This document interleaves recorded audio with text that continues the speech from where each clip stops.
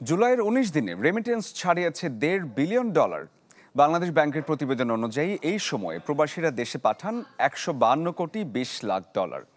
এই সময় আসা রেমিটেন্সের মধ্যে রাষ্ট্রীয় মালিকানাধীন ৬টি ব্যাংকের মাধ্যমে এসেছে $৩২.৫৩ লাখ, আর বেসরকারি ব্যাংকের মাধ্যমে এসেছে $১০০.৭৬ লাখ। এছাড়া বিশেষায়িত ব্যাংকের মাধ্যমে $১৮.১২ লাখ দেশে এসেছে। বরাবরের মতো এককভাবে সবচেয়ে বেশি রেমিটেন্স এনেছে বেসরকারি ইসলামী ব্যাংক লিমিটেড, $৩৬ কোটি ওপরে। এদিন প্রকাশিত আরেক প্রতিবেদনে বলা হয়, ১৭ জুলাই পর্যন্ত বৈদেশিক মুদ্রার মোট রিজার্ভ ছাড়িয়েছে ৩০ বিলিয়ন, আর BPM-6 অনুযায়ী তা $২৫ বিলিয়ন কাছাকাছি।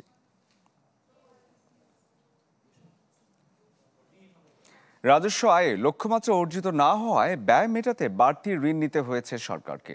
কেন্দ্রীয় ব্যাংকের হিসেবে সবশেষ অর্থ বছরের ১১ মাসে মোট অভ্যন্তরীণ ঋণ ছিল $১,০৯,১৪৯ টাকা, যা আগের অর্থ বছরের একই সময়ের তুলনায় ৩৫% বেশি।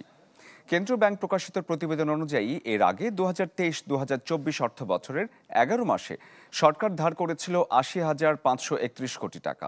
প্রতিবেদন অনুযায়ী গেল অর্থ বছরের জুলাই থেকে মে পর্যন্ত ব্যাংক ব্যবস্থা থেকে ঋণ নেওয়া হয়েছে $৭১,২৪৯ কোটি টাকা, যা সংশোধিত মোট লক্ষ্যমাত্রার ৭২%।